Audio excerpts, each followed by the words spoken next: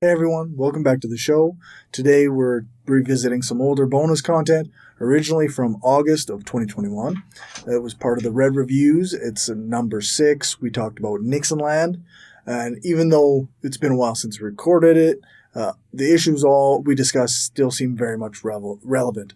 We'll be diving into how some people on the left can lose their way and then sort of start shifting right and forgetting their responsibility to stand up for regular people.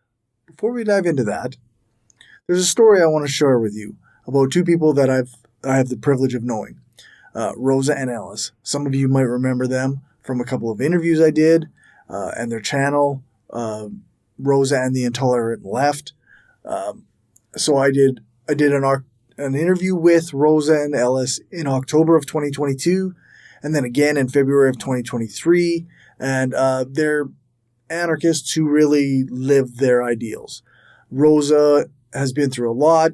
She faced abuse and dealt with serious mental health challenges, but she came through it, and I've always really respected her.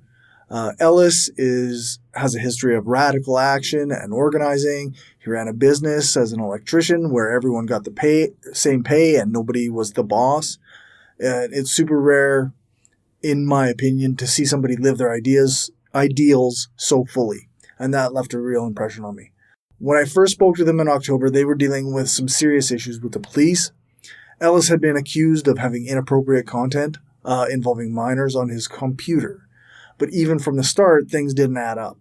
The police made basic mistakes, like getting dates wrong on the paperwork and like messing up warrants, errors that should have been caught if this was a legit deal, right?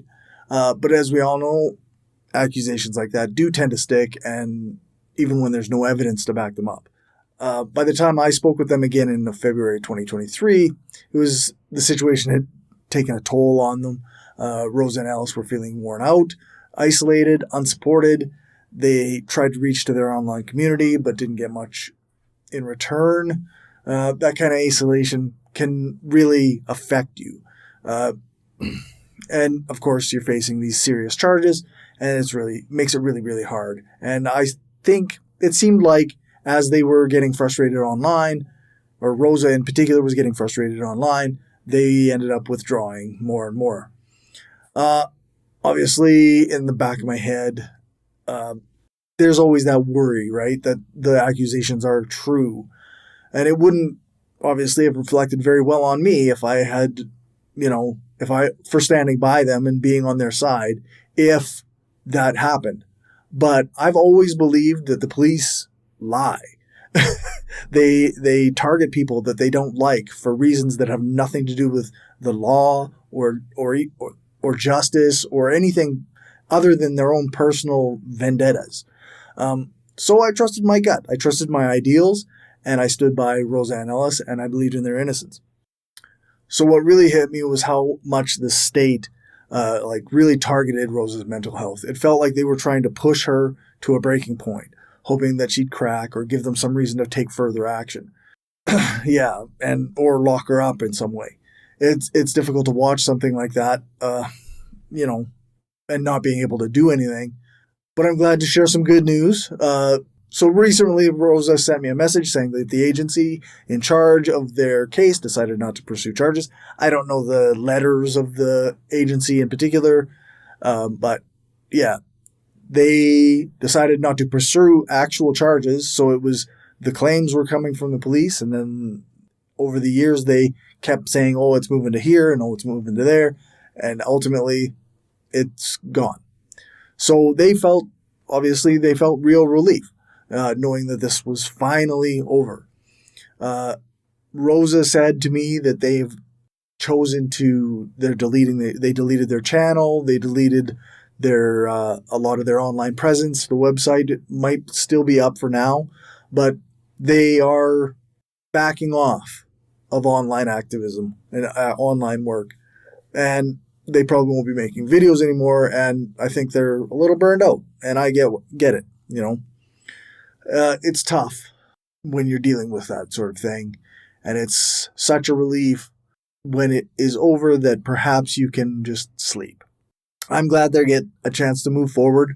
Their story is powerful reminder why we should never take the word of the police at face value. We have to hold on to, like, innocent until proven guilty has to mean something. And yeah, I understand we believe victims, but if the police don't have a victim and they just have the police saying that a thing is the case, such and such is the case, then there's no reason to believe them until they show that it's true. Yeah, it's something very important, I think. But with that said, let's get into today's episode. We're going to explore why it's important to stay true to our principles. And we talk a little bit of shit about some politicians and some pundits. It's a little bit of fun. So I hope you find this conversation as fun as I did.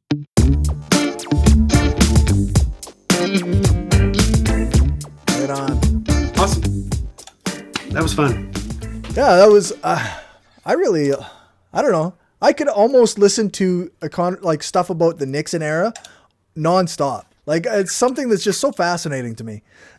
Really is. And like I said, I barely scratched the surface. Like, we didn't talk about, like, we haven't talked about, like, the shit that's going to happen in the other book, which is like the firing of his attorney general. What was called the Saturday Night Massacre, where, like, he told his attorney general to do something and then he resigned. Right. Or his attorney general was actually had to resign because he was indicted on crimes, and then a acting attorney general had to step in and said, no, I won't do that, and was fired. And then, but yeah, so there's that, like his sort of inter-federal government war with J. Edgar Hoover, who ran the FBI. Like there's all kinds of shit. I mean, Nixon was one of those guys. I mean, it's true though. I have to say, like, Nixon was probably one of the smartest men who ever held the Oval Office. Right. Incredibly brilliant. I mean, his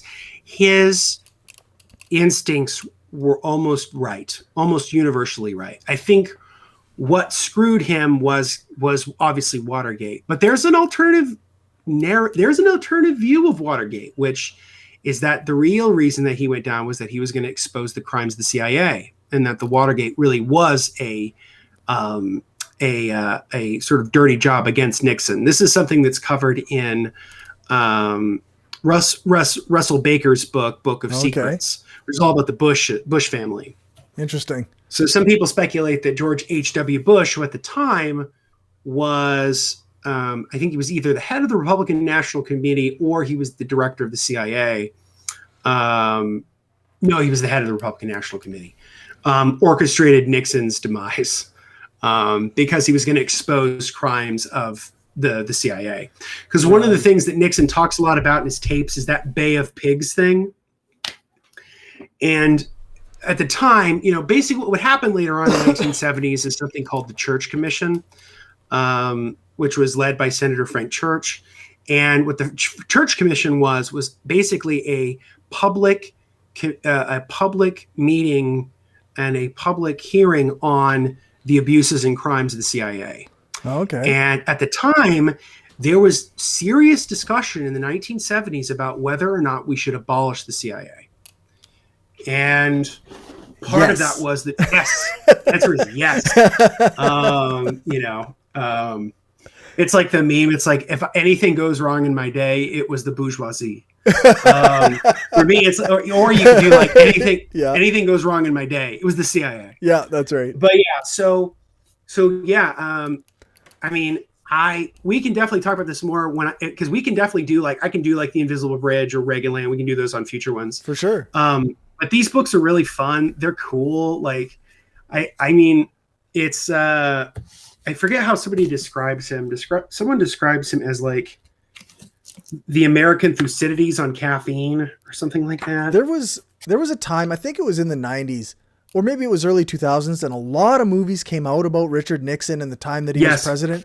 And I watched all of them. Like, I can't get enough of the Nixon era. I don't know why. It's fascinating, man. I mean, it's absolutely fascinating. I mean, if you want to watch like a documentary about him, one that's pretty good, if not vanilla, it's still pretty good, is the PBS American Experience on Richard Nixon, which I think came out in the 90s. Okay. But obviously there's like Nixon. Might have watched that one. with Anthony Hopkins. That's the Oliver Stone movie. Yeah. I think they made obviously All the President's Men, the classic film with Robert Redford and Dustin Hoffman. That's great. We didn't even fucking get into the fucking Pentagon Papers. We didn't even talk about that shit. Right? There's so much. God, there's so fucking much. But yeah, like, there were a lot of movies about Richard Nixon. I think the Final Days, the other Bob Woodward and Carl Bernstein book, they made that into, I think, a TV movie. Yeah, I think so.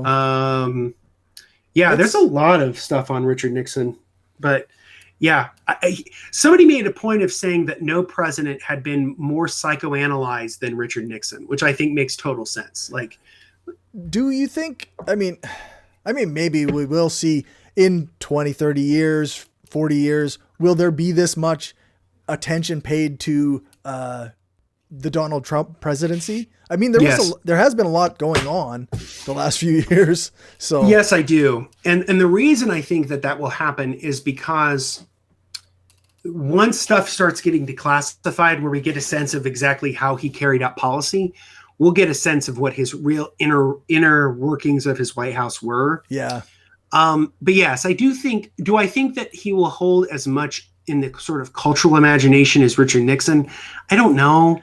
I mean, it's hard to say. I think it's hard to say because, like, Nixon was one of the. But the thing is, it's like, what's so interesting is that when Reagan was president, he had a scandal of his own that should have been impeachable. He should have left office for it, which was the Iran-Contra scandal in 1987.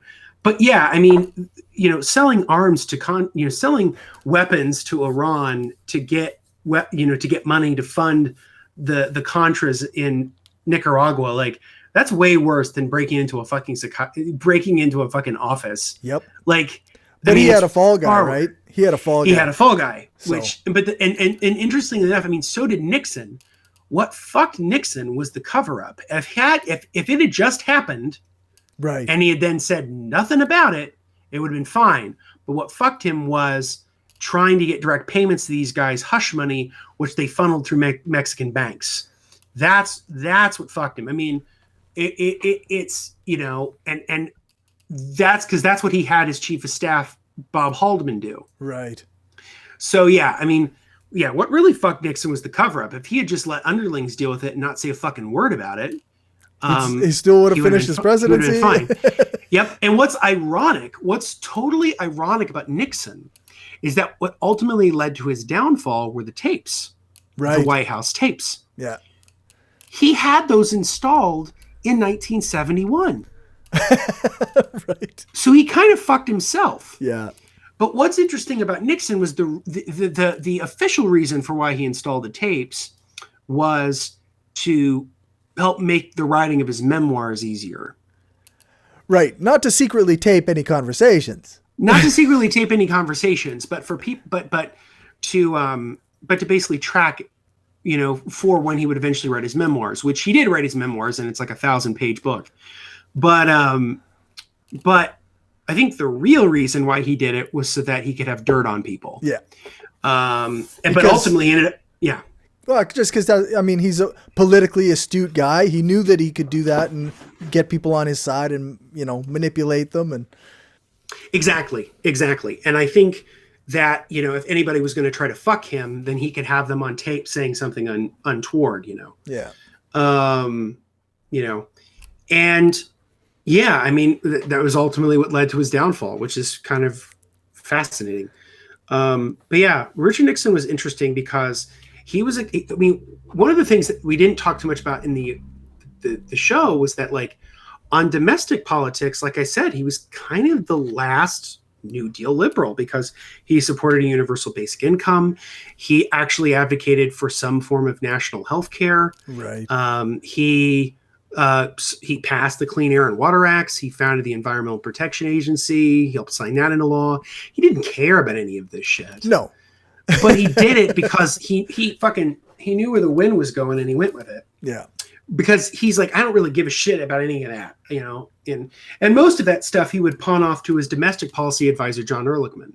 Because the two guys that ran his White House were Haldeman and Ehrlichman. And who would eventually go down. Right. They would both resign. I think Ehrlichman even went to prison.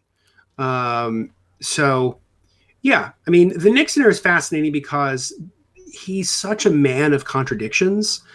Like, he hates elites, but then sort of does their bidding. He's like he sort of thinks of himself as being working class, but was wealthy and sort of well connected. Right. He thought of himself as being sort of impervious to scandal, and yet was very scandal prone. But yeah, Nixon is a very interesting character, and certainly in that sort of like Shakespearean tragedy kind of way, where it's like, it's like the Batman thing. It's like you either die a hero, you live long enough to see yourself become the villain. Right. Although that doesn't really apply to Nixon because he was a villain from the very beginning. He never would have been a hero, but no, but he lived long enough to. And the thing that's very fascinating about Richard Nixon was that he lived for 20 years after being president. Right. So, he was around for a long time, wrote a lot of books, and sort of rehabilitated his reputation over time.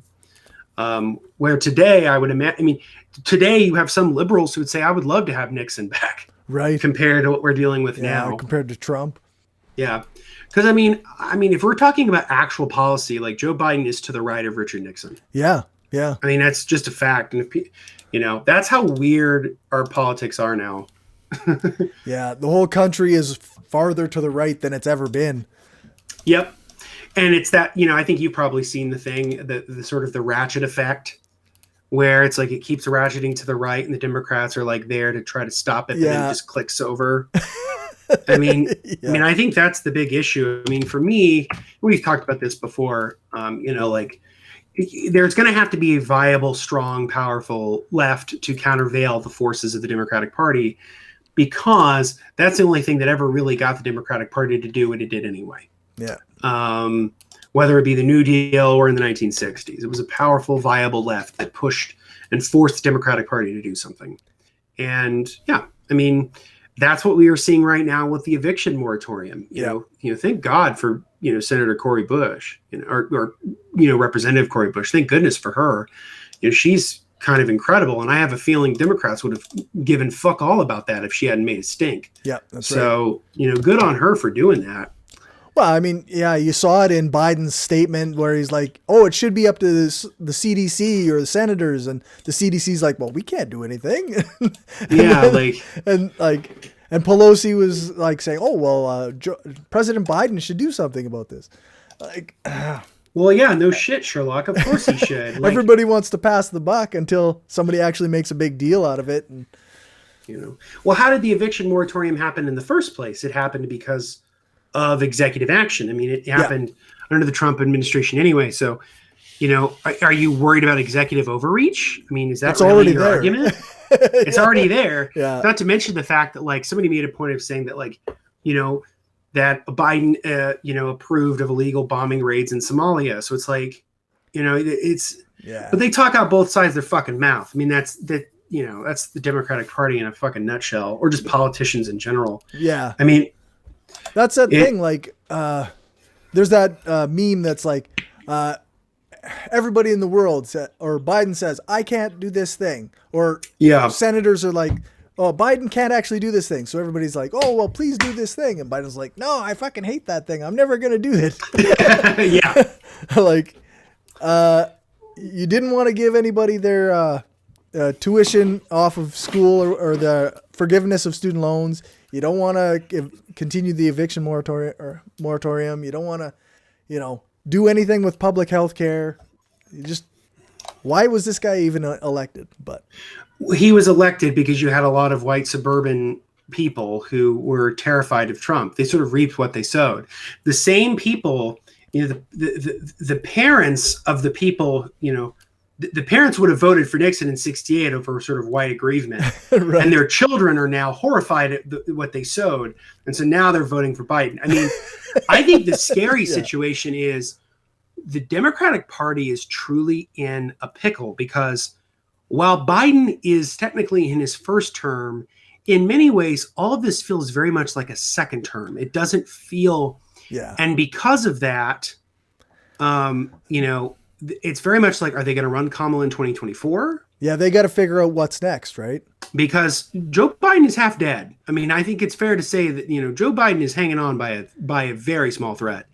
And I don't know if he could campaign in 2024. I really don't. I don't, and I don't think they would make him. I mean, I really don't think he would even campaign all that much. I mean, he didn't campaign that much in 2020. No, that's right. He kind of relied on the pandemic to let him stay indoors and hide, right? Yeah, and the pandemic is the only reason he won. Yeah. I'm convinced that had the pandemic not happened and that the economy had stayed decent enough through the fall, Donald Trump would have kicked his ass. Yeah. And I'm thoroughly convinced that if it's a Kamala Harris versus a Donald Trump, he would destroy her. Yeah. Yeah. He would beat her 9 ways to Sunday. I mean, there's no ifs, ands. I mean, her approval ratings are underwater. So, you know, I mean, you know, it's like, okay, we need a vice president for Joe Biden. Who should we pick? Let's pick the senator from California who is electoral poison, who had to drop out of the fucking race before the California primary so that she wouldn't get her ass handed to her by a 78-year-old socialist from Vermont.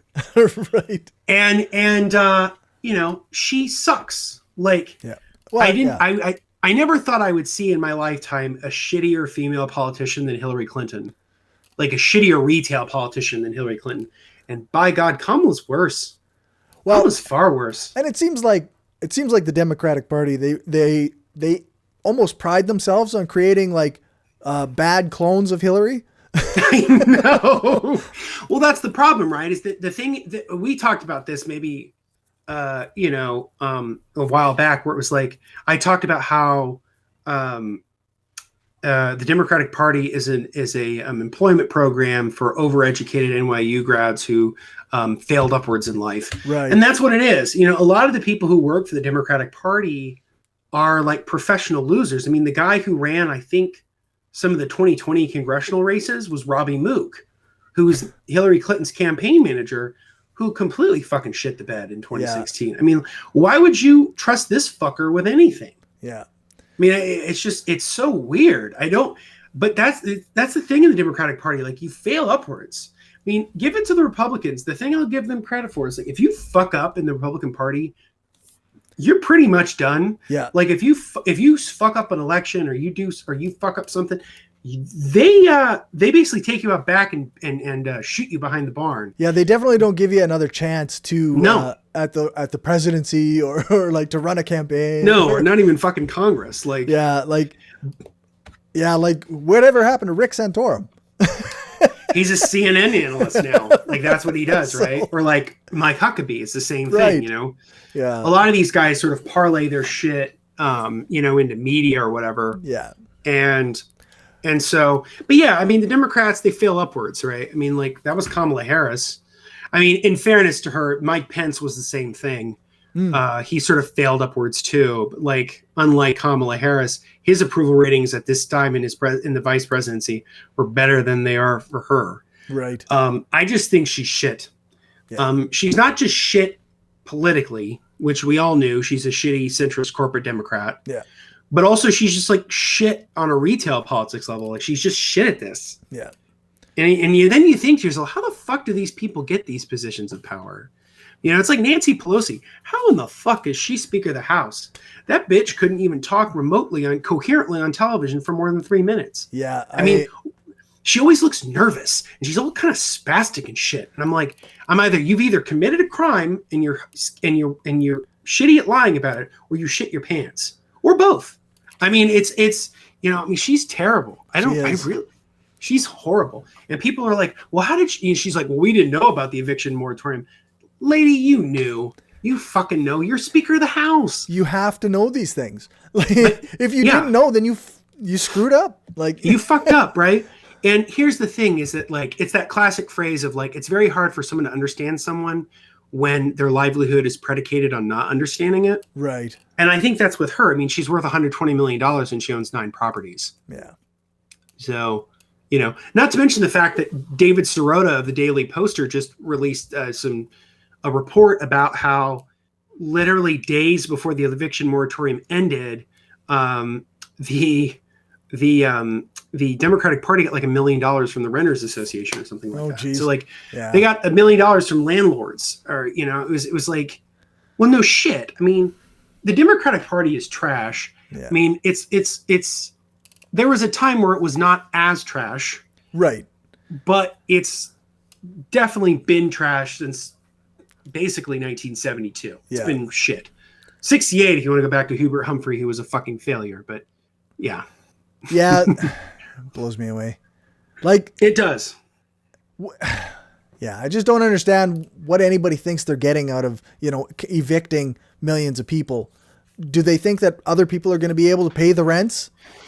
Yes. I mean, you're right? So like, here's the thing that's interesting, right? So right now in the United States, it's what, 600,000 homeless people, which is an obscene number. You know? But, if people thought that 2009 and 10 were bad, where people were evicted from their homes and we had a lot of, housing insecurity because of the Great Recession, this is only going to be worse. Yeah, that's right. Because the reason that whole problem was there was because the real estate market imploded on itself. We're in a situation where the vast majority of the people who are housing insecure are not people in their homes. No, that's right. They're not people with mortgages. They're renters, right?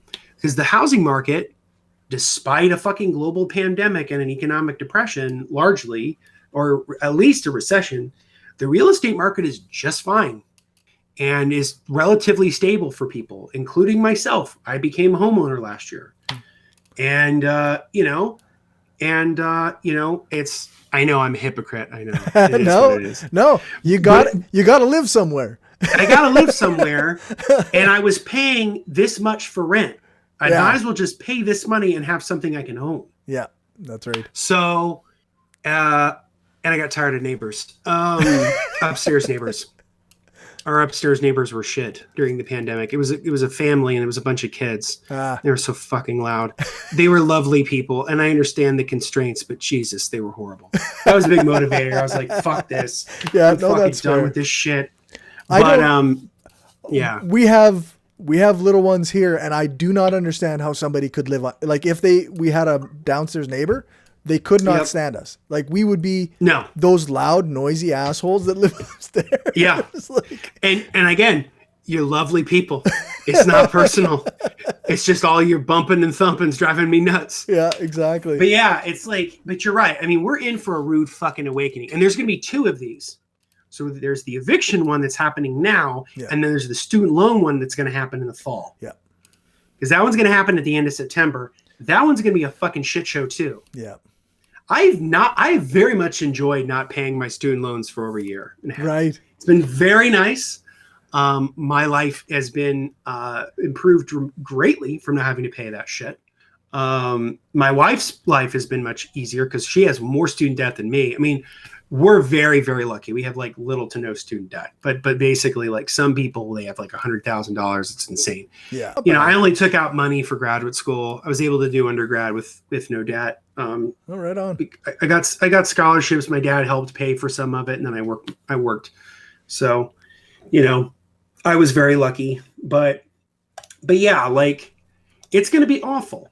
Yeah. And like, I'm sorry, but like my honeymoon with AOC is coming to a very abrupt end. Yeah. She's becoming more and more establishment as time goes on. Right? She's really starting to suck. Like it's really disappointing because I'm like, girl, like you're funded by small dollar donations. You're in a solid Democratic district. You can kind of do whatever you want. Yeah. I don't. So why support status quo? Right. Yeah. I mean, the only reason I think that she, she wouldn't have led the eviction moratorium thing. She wouldn't have. No. She just glommed onto the one that Cory Bush started. And I guarantee you the Democrats wouldn't have done jack shit if Cory Bush hadn't tried to do something with it. Yeah. You know? That's right. And none of them are fucking talking about Medicare for all. Like, what the fuck? Like, where did that go? It's weird. Yeah. Where did that go? And it's like, what the fuck? I mean, but that's the problem. I mean, we've talked about this before. The Democratic Party, one of its main things is to absorb the left and neutralize it. Yep. It exists to do that. And it's like, for as much as I hated Trump and I'm glad he's gone, like I regret my vote for Joe Biden. Right. I wish I had voted third party. I thought he would have been better than this. I just thought that circumstances would have made him be better. Right. Yeah. I thought there was enough pressure to, like, okay, you're not going to get Medicare for all, but you're going to get, you know, you're going to get some concessions. They're going to lower, they're going to lower the Medicare age, or they're going to do some kind of, like, they're going to do a Medicaid, like, they're going to try to push through more Medicaid expansion at the state level. They're going to do something, and they've just done fucking nothing. No. And the one thing that I voted him for was, like, I think he's going to handle coronavirus better. He's beginning to be shit on that too. Yep. Yeah.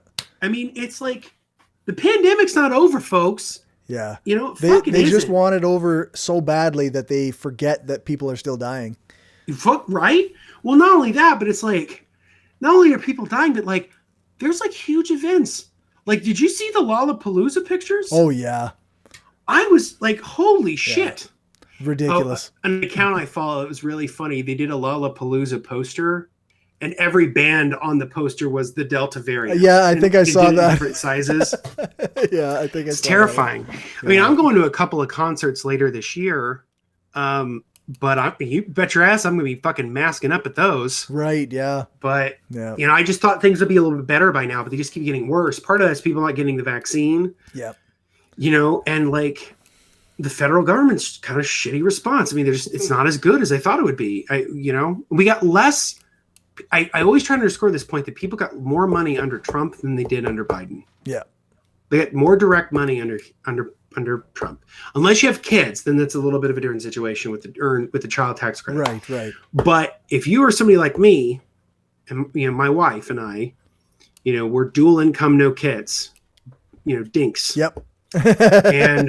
and you know, we got our stimulus checks, and then we got a little bit from our tax return, but other than that, we got fuck all. Yeah. And it's like, you know, I would love to have a little bit more extra coin in my pocket. Like, if I got an extra $1,000 every month from the federal government, my life would be so much fucking easier, man. Yeah. It would be awesome. The struggle would greatly diminish. Yeah. Like, I mean, I live fairly comfortably, but, like, I still have, like, medical bills and shit. My health insurance doesn't cover as much as I'd like it to. Yeah. Living in the good old US of A, where I get roundly fucked in the A because of, you know, I mean, Kaylee was telling me a story today on our way home. It reduced her to tears, but she read a story on Reddit about a young person who was going to be homeless, who said, can I hang out in a Panera for free? And the employee said, hey, yes, you can. We won't snitch on you. We'll be more than happy to help you. But the other thing they told them was, hey, we're doing the free coffees right now. We were talking about this earlier with the green teas. If you get the coffees, one thing you can do with the coffees is we can give you the coffee cup, and you can put in whatever you want. And you can put basically milk in it, and that can be a meal replacement. Holy fuck. So in the United States of America, the richest nation in the world, where we have more food than, you know, where 40% of all food is wasted. Yeah. You have employees, minimum wage employees of a fast casual restaurant telling someone to have milk as a meal supplement because they're homeless. That's the United States of America in 2021. Yeah. And you want to know something? I'm sorry. And, you know, and I get shit for saying this, but it's true. People don't get evicted in China. They don't. Yeah. It's against the fucking law. You don't get evicted. And you also largely, you know, don't go hungry either, you know? Right. And so it's like, you can say what you want about that government, but, like, it houses its people and it feeds its people. That's one of it handled this fucking pandemic better than we did. Yeah. So next time you want to scaremonger about China, why don't you shut the fuck up? Yeah. Because I'm tired of that shit. You know, it's like, it's first off, it's counterproductive, because if you really believe in trying to make that country better, you should support the people there who seek to make it better. Yep. Many of whom belong to the fucking Communist Party. Yep. And two, it shouldn't be any of the American government's fucking business. Yeah. I mean, you know, that's, you know, it makes me think of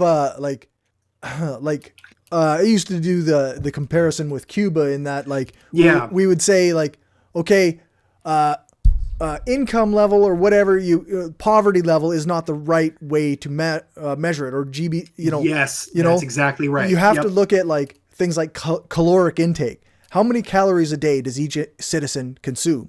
And the U.S. loses to Cuba. Yeah. So that seems The like US something's wrong. the US loses to Cuba on caloric intake, home ownership, and literacy. Yeah. More people own their homes in Cuba, and more people are better fed in Cuba, a country which has been under a blockade for 6 decades. Yep. But that's what I said to Kaylee earlier today. I said, but this is just another day in the life of the American empire. Yeah. Like, this country is really starting to crumble and fall apart. It's not, we're in a really bad situation where, like, I'm thoroughly convinced that, like, a lot of the sort of guardrails that people are worried about they're just going to go away, and many of them are already gone. Yeah. Biden has continued the policy on the border. He's continued the wars. He basically gave up on the coronavirus pandemic. So I'd like for someone to tell me what really distinguishes him from Donald Trump. Right. That he's less of an asshole in public? Yeah. I mean, is that it? That's literally all it is. Yeah. And it's like, but this is the hollowness of the liberal worldview. It's ultimately fucking hollow, because these people, all they care about are fucking manners. Yeah. It's all they care about. Oh, we're blowing up little kids in Yemen. I don't care. Our president doesn't say meany things on Twitter anymore. Yep. That's what they care about. Yep. And fuck those people. Yeah. It's yeah, it's fucked. When we take over, they will go to the re-education camp. But it's so frustrating, because it's that sort of petty bourgeois mentality of, like, fuck you, I've got mine. And it's like, no, dude, like, I don't know. It's just living in this country is exasperating. I imagine you feel a lot of the same way about Canada. Oh, yeah. And the thing is, like, every time you criticize Trudeau or Biden, somebody accuses you of being, in my world, it's a conservative, or a Trump supporter in the U.S. Yep. No. My favorite meme is, like, criticizes Democrats, and then someone says, "Oh, so you're Republican," and it's a picture of a guy with a red T-shirt with a hammer and sickle on it, and it's like, yeah, like, that's like, that there's a critique of the Democratic Party from the left, right? That, the Democratic Party is not the left. No, and I'm even hearing, like, some what I would consider progressive podcasts. Mischaracterizing things as the left that are just mainstream Democratic Party or mainstream liberalism, and it's quite frustrating. Or you see people who are supposed progressives saying just outwardly right-wing shit. So, like, recently this week with Anna Kasparian, basically homeless shaming people. Really? The Vanguard, a great YouTube channel called The Vanguard, was covering this, where she went on this rant. She basically was NIMBYing homelessness in Los Angeles. I always liked her. I know. But I know, and she does a show for Jacobin. It's like, what? Yeah. But she basically said, like, these homeless encampments are turning into what did she call them? Like, open air drug dens. It was truly like 90s era New Republic. Wow. Like, pseudo right-wing crap. It was, like, indistinguishable from a fucking George Will column in, like, the New York Times or whatever. Like, it was just ridiculous. I was like, what is going on? And they called her out for it, and I think she got a little ratioed for it. I mean, it's gross. How dare you? That's right. How dare you? Like, if you want to talk about homelessness, well, you want to talk about some of the roots of homelessness? Well, and addiction, like. Yes. Homelessness, drug abuse, all of those things. Oh, that light made it worse. So it's more like a ghost. Well, I should get going, actually. Anyway, I find that if I do this, it blocks some of the light. My face looks better. But anyway, yeah. But you can't hold your hands up here the whole time. I can't do this because it looks like I'm, like, perpetually checking my temperature, or I'm exasperated, which at this point I am. Yeah, that's fair. But yeah, I mean, it's but that's why we do what we do, whether it's this or, my work with the party or whatever. It's like, whatever, you're trying to build a better world. And one of the things about the party is that we have revolutionary optimism, and you have to, you have to be optimistic, because there's so much nihilism all around us, and we have to fight it.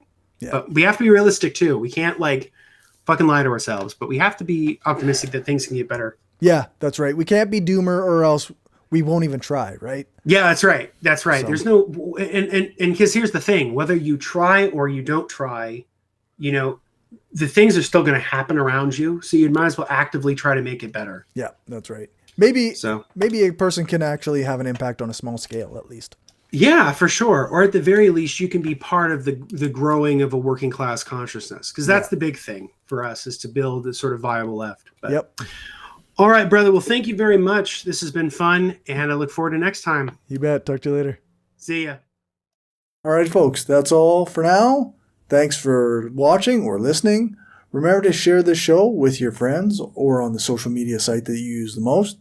Thank you to everyone who supports this show on Patreon. I really appreciate it, and it helps me keep the power on. Thanks to my top patrons, Damian Marie Athope, Some Random Geek, Justin Clark, Dan F. Smith, and Lisa Glass. And thank you to my new patrons. You can stay tuned for the list of patrons at the end to see your name listed. If you aren't a patron and want to contribute, you can do that at patreon.com/skepticalleftist, or you can send a one-time donation to buymeacoffee.com/skepticallefty. I also have a Substack where you can subscribe for free or you can donate per month. And lastly, you can get a paid subscription on Spotify that will give you the same access to bonus content and extra long episodes. If you can't contribute financially, then a like on YouTube or a 5-star rating and a review on Apple Podcasts or one of the podcast review sites like Podchaser would be great. If you want to find more from me, then make sure to check out the show notes for links to all my stuff, or check out my link tree. It's linktr.ee/skepticalleftist. That's where you can find all of my social media spaces and communities. You can also email me at mindofaskepticalleftist@gmail.com. Thanks so much for listening or watching. Make sure to leave a comment on the video, join your local org, print off some posters or pamphlets, and spread the propaganda.